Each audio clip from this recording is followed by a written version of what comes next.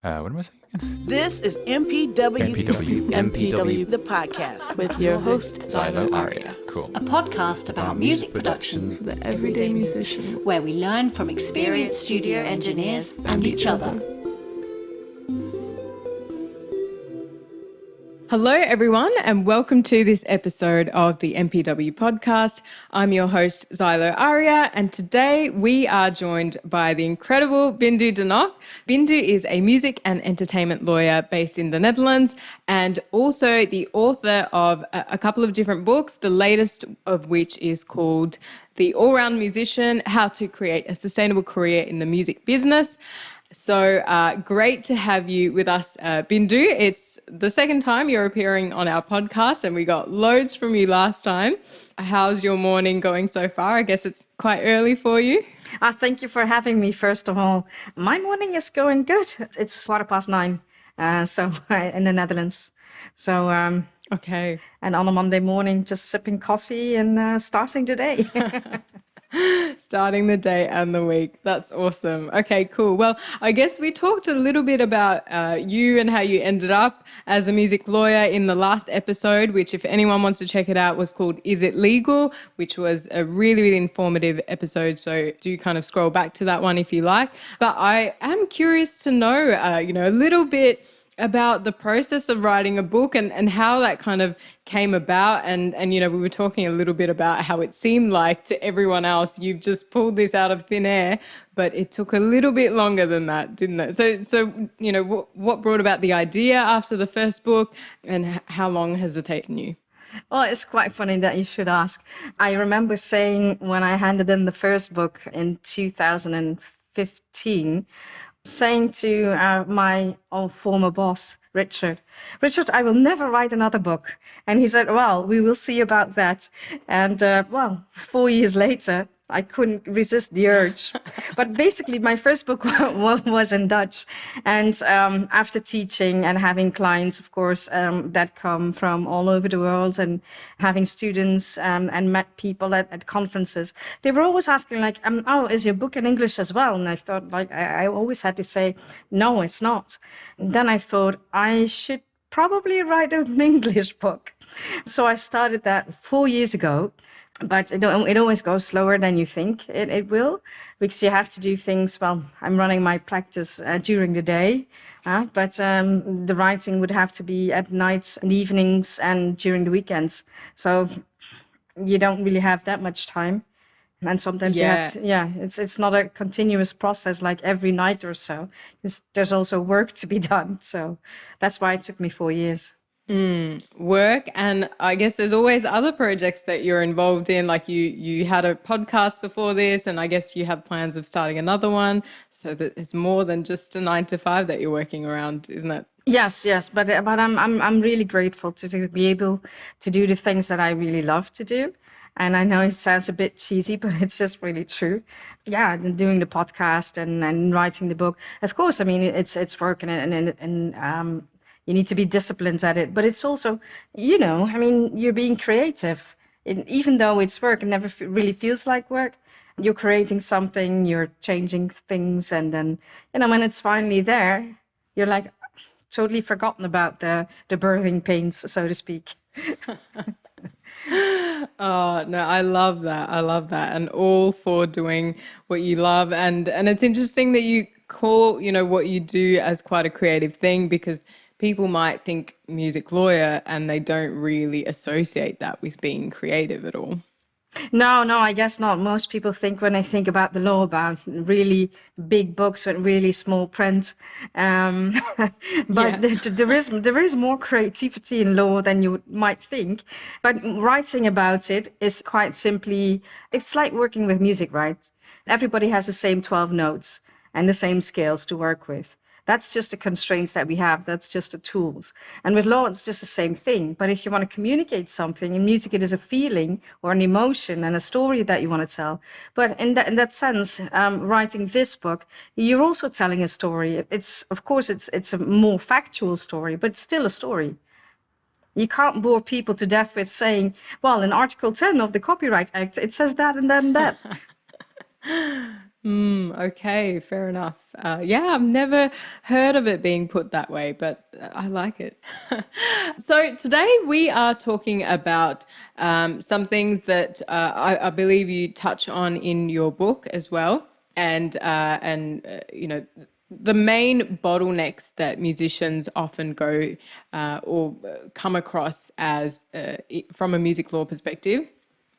So we'll kind of go into that and keen to hear your thoughts on them and how people can get around it or better equip themselves for it. So the first thing that I guess would be good to cover was talking about not negotiating or feeling that an artist is being difficult in entering a negotiation process. Where do you see this come up most often, and who are artists often negotiating with, and how would they get around that? That's a really good question.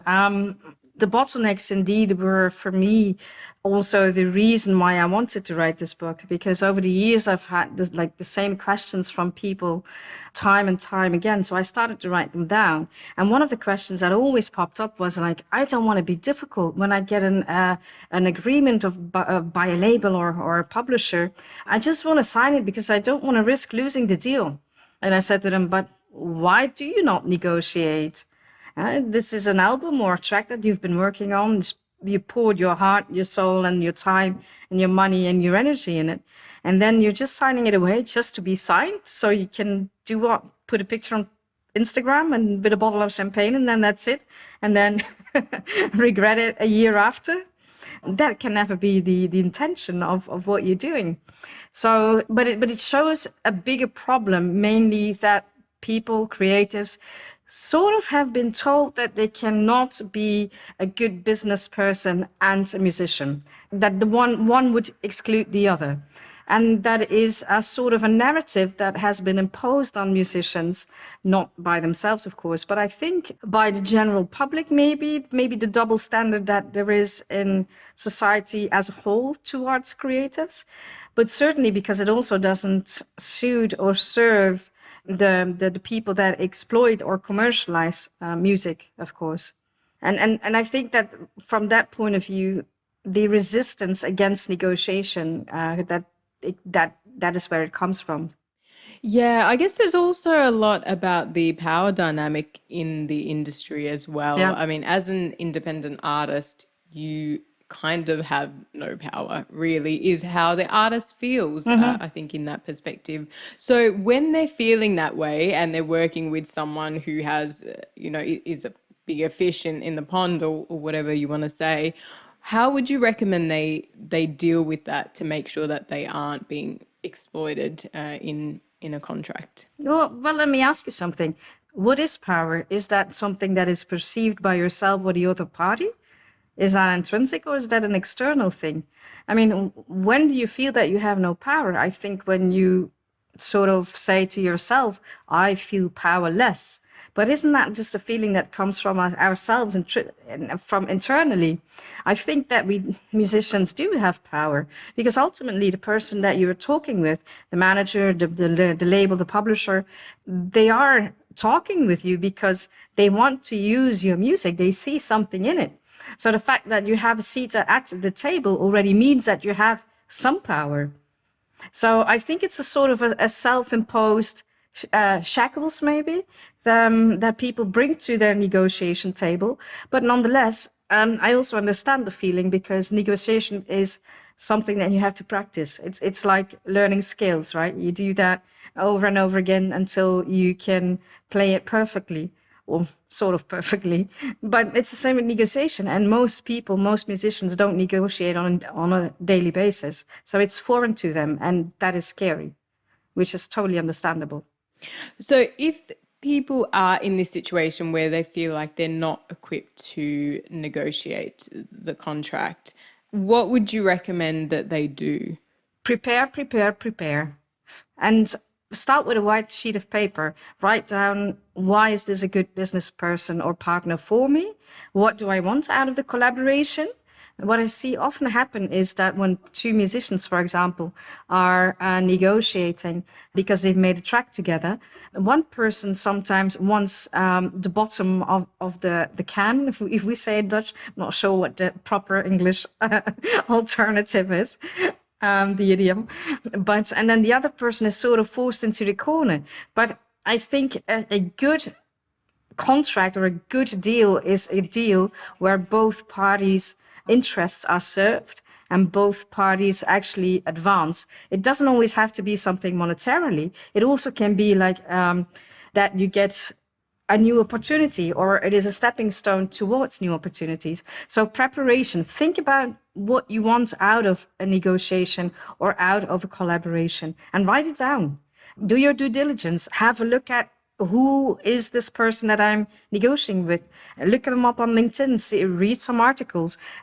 Ultimately, it's people doing business with people. So it's a dialogue between people. And I think that most people frame negotiations as a conflict when they're starting out. Whereas if you take it back to, I am having a dialogue with you, Xylo, and then we will see how we can work together, that just takes the edge off. Yeah, for sure. Yeah, no, that's a good way to view negotiation in a different way, I guess. So that's great. Moving on to contracts themselves, and I guess musicians not really wanting to deal with them and maybe using incorrect jargon in what they are putting into the contracts. When do you find this often, and how can people, get around this? Are people finding contracts off Google or something and then just using them, or where are you finding that people make mistakes in the jargon? I would hope that they don't find something on Google. To give you an example, I once had a student who said after class, he said, I found an agreement on Google and I used that for my collaboration with a friend. And that particular agreement had a clause in it that declared Finnish law applicable and the court of Helsinki competent for any disputes. But they were both Dutchmen and living in the Netherlands. So that was quite inconvenient. So that is the least you could say. Okay. So that's a big no-no. But the way that people use jargon, it can create conflict in the sense that you might assume that you're talking about the same thing, but people may not necessarily when they don't use the jargon correctly. And that creates friction. And if you have friction in negotiations, it creates distrust. And if there is distrust, you can't collaborate nor negotiate. So do you have any recommendations for people to make sure that they're not doing this? Yeah, a little bit of knowledge, trying to gain a little bit of knowledge about what are copyrights. So people sometimes use the word publishing as a synonym for copyright, but that is not it.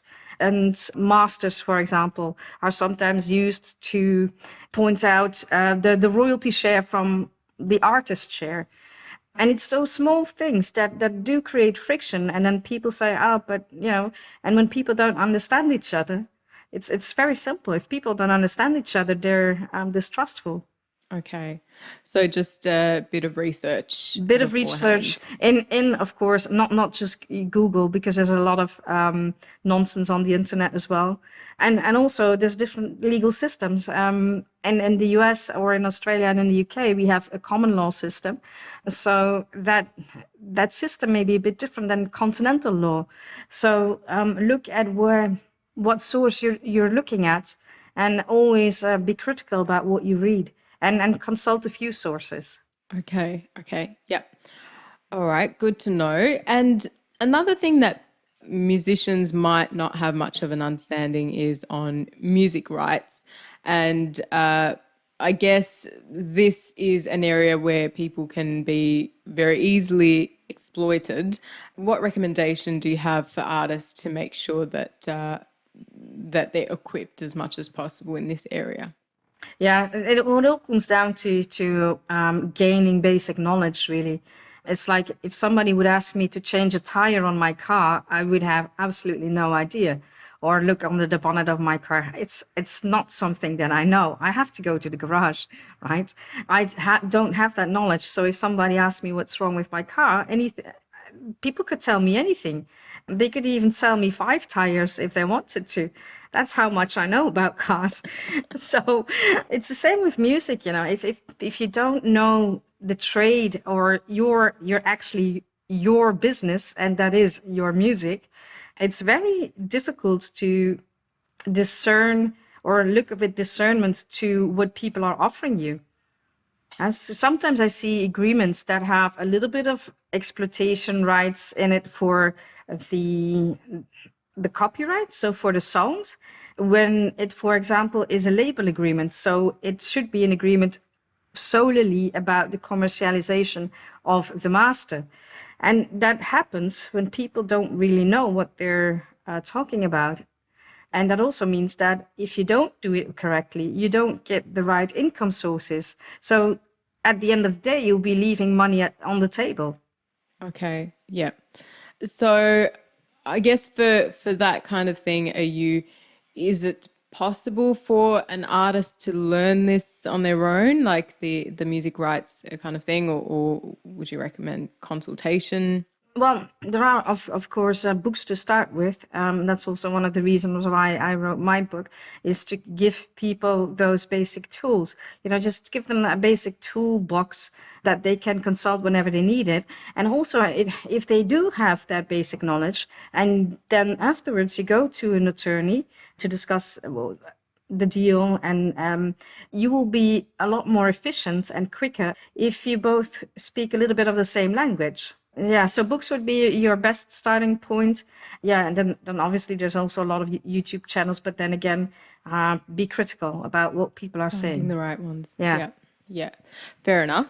So another issue that it seems comes up a lot is not correctly registering works with the collective management organizations. So tell me, what kind of issues are you finding here? Because I feel like it should be fairly self-explanatory on how to do this, but how are people getting this wrong?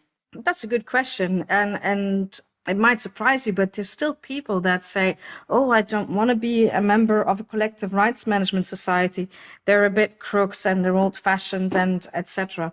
But when you then ask deeper, it's usually the people that don't really understand the basics of music rights and the role of a collective rights management society. There's sort of a passive organ, right? What you put in ultimately comes out.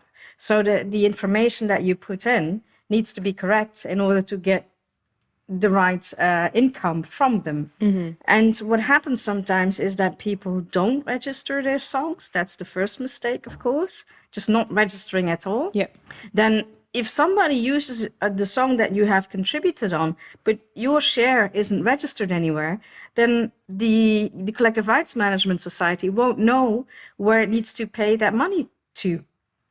Not registering with the correct names. That sometimes also happens, or not checking your registrations. For example, if your publisher registers your songs, make sure that it is the correct shares, etc.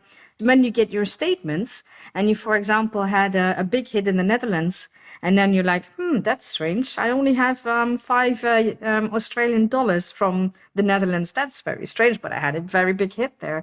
Then go and talk to somebody at your collective rights management organization. Because there may be mistakes, and it may not be the collective rights management organization in Australia that is made the mistake, but it might be because somewhere down the chain, because all those collective rights management organizations are in contact with each other and share their information, and somewhere down the line, it's people's work, right? So people make mistakes. So maybe somebody has made a mistake. Then it's also easily corrected, but you need to know.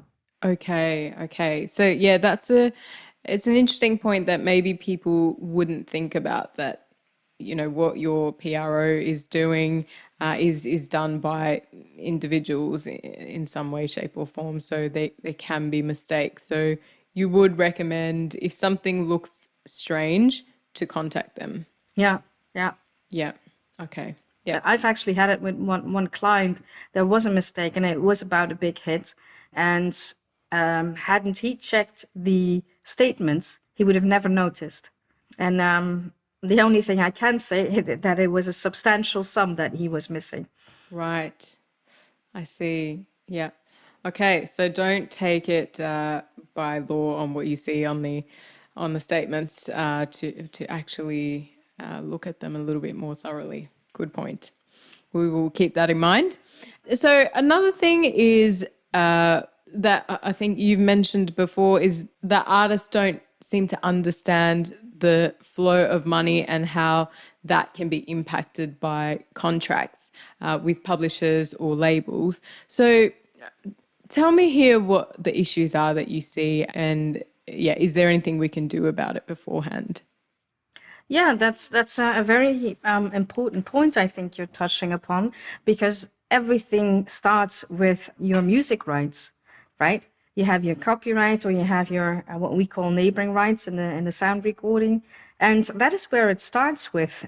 So if you sign something away, or you license something, or transfer something to either a publisher or a label, usually you will agree on a royalty split, on a share. And that royalty split will be paid out from monies that they generate with the use of either your composition or your recording. Now, if that royalty is low, that will trickle down to all the sources of income, right? And then sometimes people say, oh, I have 5 million Spotify streams, but I got 3 peanuts. Yes, but then let's have a look in your agreement. Let's look what's in there. Then, for example, if somebody gets, let's say that we've written a song together. So you and I written it, recorded it, you did the singing, I did all the instruments. So we do a 50-50 split, right? But our 50-50 split is from, let's say, I'll take a very low percentage, like 15%. From the label, we get 15%. So that's 7.5% for me, 7.5% for you, right? So, and then there is some Spotify income, but Spotify keeps about a third, and the label gets about, 55% maybe. The publisher get less than 10%, but then that label share that Spotify pays out to the label is split between the label and the two of us. And from that amount, you get 7.5, I get 7.5. Now, you can imagine that if you do the math like that, it will be 3 peanuts and a half. Yeah. So that is how that trickles down. So the basis, it's like I always make the analogy with building a house, right? If your foundation underneath your house isn't stable, your house will move. And that is something that you do not want. No, definitely do not want a house that's moving around, and we want a good foundation. So, okay, so understanding how the splits will impact the money flow later, I guess, is very important. Then that brings us back to negotiating, of course, right? So when it's sort of everything that you do sort of has a result in the future. So if you're scared at the negotiation table in the first instance and you don't negotiate what you think you should be paid, that will have consequences further down the line for years to come. Yeah, that's good to keep in mind. And another point is, or that people can have a misunderstanding, is the relationships between different forms of exploitation. So did you want to talk a little bit about that and how this can happen? Yeah, and just all ties in with each other, right? So if, for example, some people find it difficult to distinguish what a publisher does and what the label does, and then, for example, to make it even more complicated, when we talk about sampling or synchronization rights, both the publisher and the label are involved. So it is because it's such a tight-knit structure, so to speak, it's sometimes difficult to see who is doing what.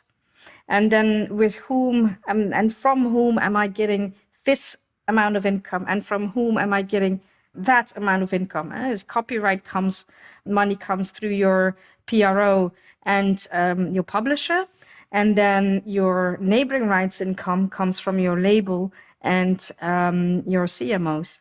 So it's good to understand that structure.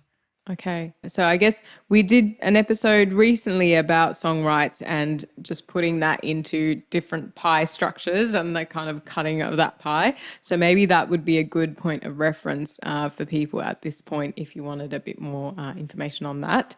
And something I guess that that musicians can get into the trap of, and this is something I guess we sort of touched on in a way, which is just being really hasty when they are working with their different partners and kind of maybe not taking as much time to choose the right person and that kind of thing. So do you have any thoughts on that as well? Yeah, for sure. What I often see happen is that people are sometimes in a rush to tick off all the boxes. Like, oh, I need a manager, I need a booker, I need a publisher, I need a label, and what have you. And they're in such a rush because they think once I have that set up, my success will be guaranteed. But that is usually not the case. And if you do it too quickly, once again, it's a people's business, right? That means that you'll be working with people. So you want good people around you. And quite often, and I think that wisdom also maybe comes with age, but you need to be a good judge of character. And quite often, you know in your gut that a certain collaboration will not work. But nonetheless, you do team up with each other. And then a year after, 2 years after, you're like, nah, this isn't it. This doesn't work, right? And then on top of that, all the people that you have around you need to be working well together in order for this artist to fulfill their potential. I always make the analogy with the insides of a mechanical watch. Have you ever seen the insides of a mechanical watch? No, I haven't. Well, if you look at it, it's like this tiny thing, and it's full of small rotors and levers and etc. But everything fits really nicely together, and every little part works together. And it's the same with a team around a musician or an artist. Everybody needs to have noses in the same direction and work really well together. And only then this the songwriter or the artist will be able to fulfill their dreams and their potential. Yeah, one thing you mentioned there about the going with your gut, and also maybe that this comes with age. I feel like I can relate to that a lot and have definitely fallen into the traps of working with people just to tick the box of having that person, even though when you know deep down that's not the right thing, and it has never been wrong up to this point, that initial gut feeling. So I think that's a really, really good piece of advice to listen to that and have faith in what that gut is telling you. Yeah, and and to make sure. Yeah, but even if you have doubts, like ask around. You probably have friends that are musicians as well in your network. Ask around. What is your experience with person A or B?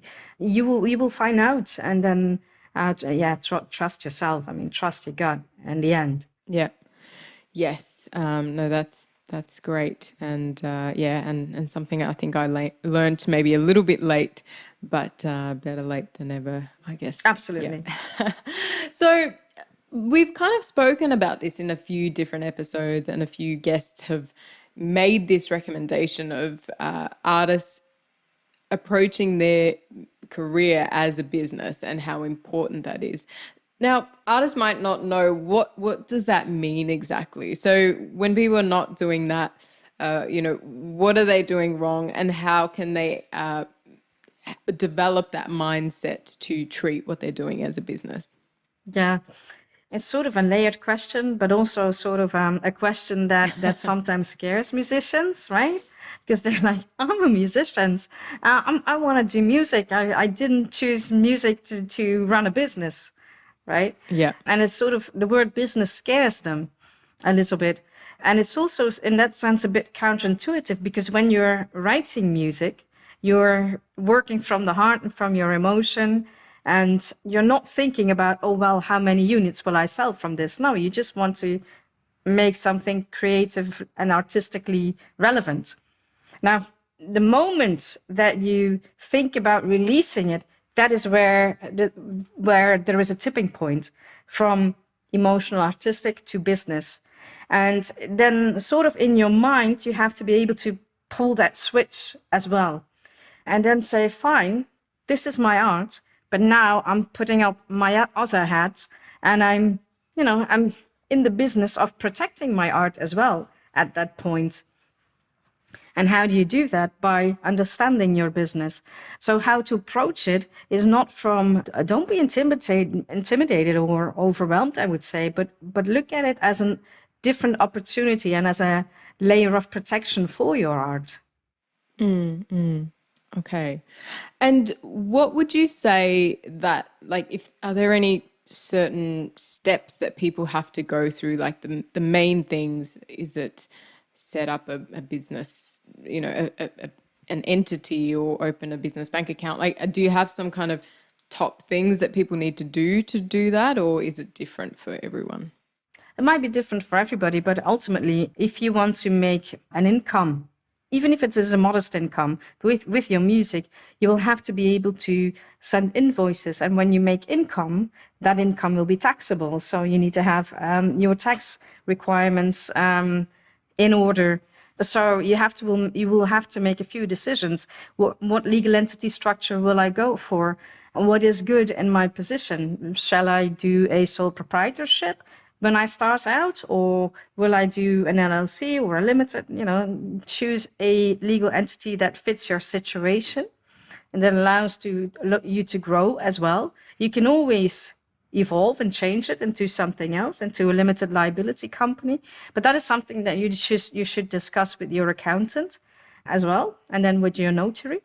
Make sure that you understand how your tax obligations work, especially when you earn income from abroad. That can be a tricky thing, but then again, your accountant can help you with that as well. And that's really one of the basic things. Trademarks, of course. If you have an artist name, protect your band name or your artist name. And then the second thing, the third thing I should say is, of course, making sure that all of your music rights are properly registered, that you have that in order, that you have an oversight and overview of when payments come in, from whom, and track that, all of that. And then the fourth thing I would say is that when doing business, when trying to seek out new opportunities or business deals, make sure that it serves your long-term goals. And that's why I also took the title of the book, like, to create a sustainable career in music. I mean, everything that you do, you start somewhere, but ultimately you want to be able to go the long way, right? So make sure that every single step that you take helps you in that direction. It might not be a linear path. I mean, I think very few of us have taken the linear path, but at least every single step has moved us ahead, and that's what we want. Yeah, for sure. No, that's been a really good summary of, some basic things that you need to think about to think of yourself as a business. So that's a good place to start. So, and kind of building on the fact that you were saying, as an artist, you kind of have, you sort of need to have two sides, which is one, which is your creative thinking and the part where you're not really worrying about the business, and then the other part where you are thinking about this.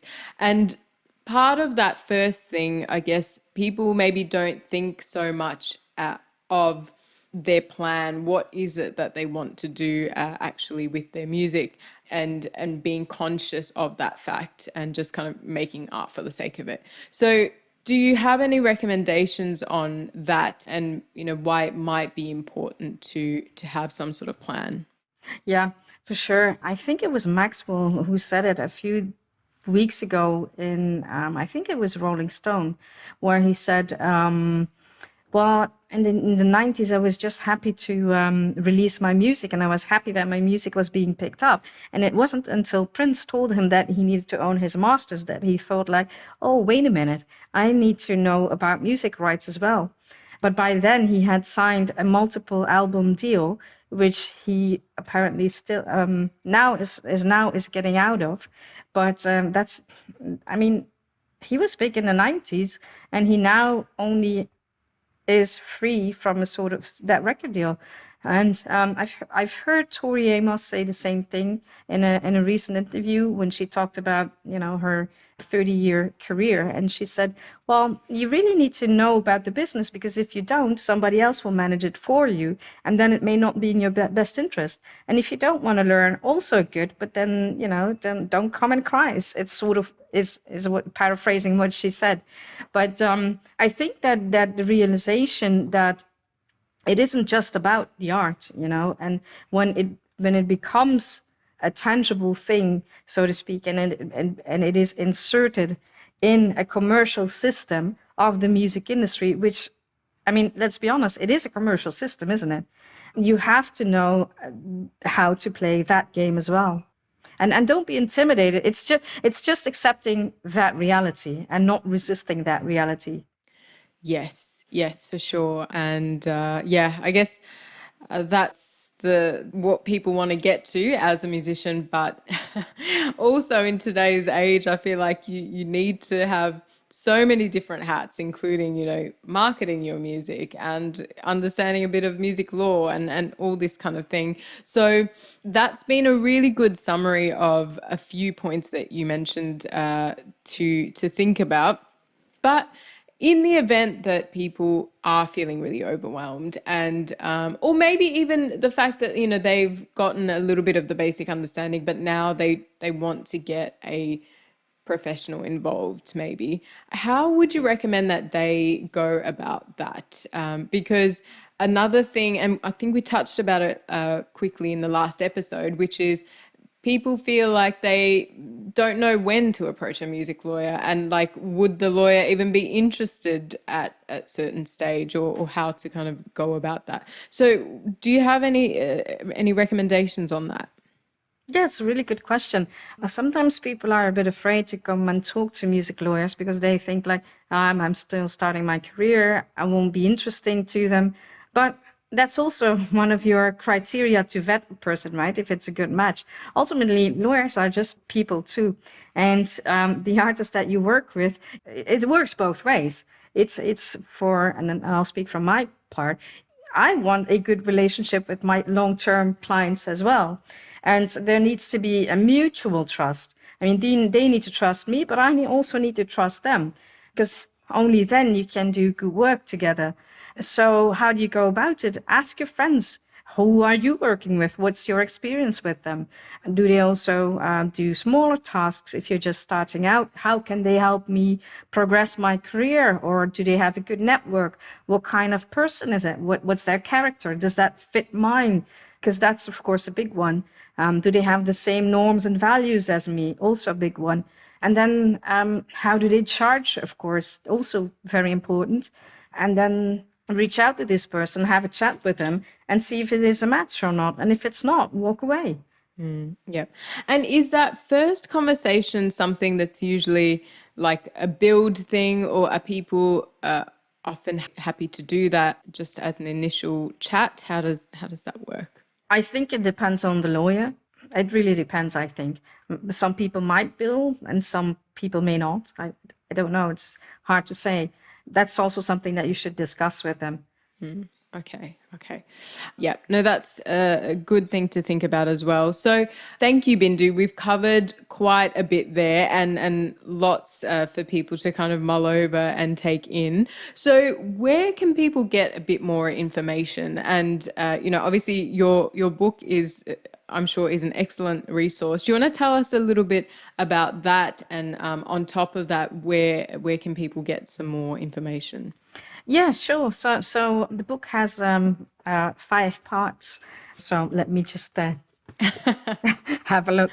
I know I've written it, but I still I have to look Over 4 years, fair enough. Yeah, exactly. So what I did is I broke it down into 5 parts. So talk about the key players. So who is who in the music industry? What do people do? Then obviously your music rights, what are they? And then I have a part talking about the commercialization of music rights. So what can you do with music rights? Contracts. I've broken down the system of contracts. So not necessarily examples of contracts, but what I wanted people to know is how do contracts, how are they structured? because there's a similarity there, of course. And then number 5 is music as a business. So what do you need to think of when you set up your music as a business? So on the website, it's allroundmusician.com. You can also download the table of contents, so you can see what's in there. We ship internationally from the website, and in the Netherlands and Belgium, it's available at every online and local bookstore. Awesome. That's good to know. So allroundmusician.com, just if anyone didn't catch that, and currently available everywhere. So that's really exciting. And it seems like you go into a lot more detail in everything that we spoke about today, which is really good to know if anyone, didn't understand some of the concepts, or you want to go a little bit deeper into that. So that's excellent. And are there any other kind of other forms of content that you might recommend, like a podcast or a YouTube channel, or anything that you can vet? I love Rick Beato's YouTube channel. It's not really about the music business side, but then again, when he has interviews with people, it does talk about the business side of things. But purely business things, there aren't so many. Obviously, there are your normal your websites, digital music news, things like that. Music Business World Online, of course. And those are sort of the standard blogs that I also read. But there isn't too much around, I must say. Okay. All right. So maybe first point of info access, we can go to your book, and then kind of look at these few other things that you mentioned as well. So thank you so much, Bindu. It's been such a pleasure, as it was last time, and I wish you all the success for this book, and it sounds like an incredible resource for demystifying a few topics that really a lot of musicians probably are not too excited to know about, but it's really important that they do. So thank you. And have you got much else on for the week? Is it mainly around the book, or winding down for Christmas, or no? Well, first of all, thank you for having me again. It's always fun to speak with you, and always very insightful, I think, for me as well, to see what musicians still have certain specific questions. So thank you for that. Pleasure. No, this week is just still full on, but that's good. But I'll definitely be winding down at Christmas, and then take a few 2 weeks off, actually. Excellent. That's good and very necessary, I think, with all the different things that you're working on. So that's great. All right. Well, thank you. And we will leave you to the rest of your day, Bindu. Bye. Thank you. Bye-bye.